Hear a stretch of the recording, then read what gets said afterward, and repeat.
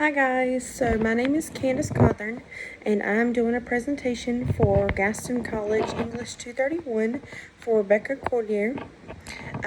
My choice was Walt Whitman Leaves of Grass, and I will also have a PowerPoint slide presentation in the comments that will go along with this. So if you want to consecutively open that PowerPoint that will go along with this, because there's a few photos I will reference to if you would like to open that now. Okay, so some of the things that we're going to address and talk about today was a little bit about who Walt Whitman was, what kind of family he was brought up into, just who he is as a person. We're also going to move on into his career. He was an author, so where it started, where he became who he needed to be, what he believed in, a little bit of the things that he believed in politically and religiously, and those things are shown a lot through his writing.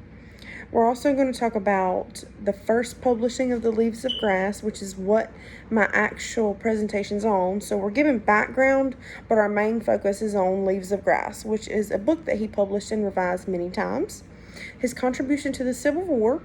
His brother did fight in the Civil War, so that was very important because he was intertwined in that, and he wrote about that. So a lot of his writings did reflect that.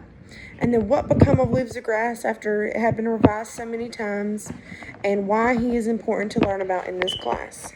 So come on.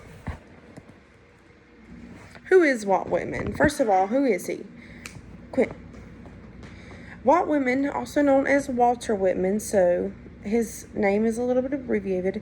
He was a junior, which is also not very widely known. So that typically means that they are the firstborn son into a family, but most people don't refer to him as Walt Whitman Jr. They just refer to him as Walt Whitman. He was born in 1819 to 7 siblings, and if you look at the slide, there's actually pictured his father and some of his siblings. His career. So let's get into a little bit about who he was as a person. So back then, not a lot of people got the same kind of education that we do nowadays. So at 11, he actually left the school system and he worked with his family within the printing industry, which is not something that he wanted to do, but he also needed to help provide for his family. Then when he turned, so he did that for about 6 years. When he turned 17, he began teaching. So he taught for about 5 years. And it actually wasn't until 1841 when he started his dream of journalism. So that is what he wanted to do, but he wasn't in that career for a while, which is pretty normal. Most people don't jump right into their career. So it wasn't until 1841 when he was able to start journalism. So when you read his writing, you can tell his points of views on a lot of things. So we're going to talk a little bit about what kind of writer he was. He was not very liked because of his views, and he spoke on a lot of things that a lot of people typically wouldn't speak on. So slavery, immigration, women's rights, property rights, things that were very touchy subjects to others he spoke on. Leaves of Grass was first published in 1855. It only had roughly 12 poems in it, and when he published it, it was very widely ignored. Not a lot of people wanted to read it.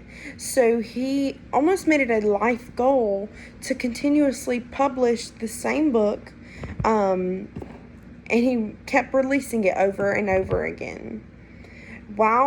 During this time period of him writing, he traveled to Washington, D.C., where his brother, he had presumed to be injured in the war.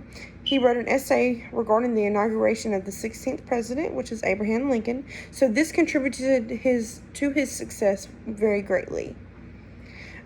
Leaves of Grass ended up being revised until 1892. Remember, the first publishing was in 1855, so 33 years.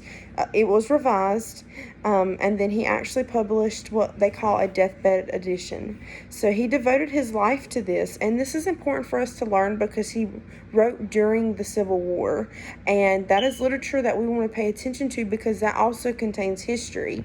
He was not just writing about, things that were irrelevant and his personal life. He was writing things about what was being, going on in our daily lives back then.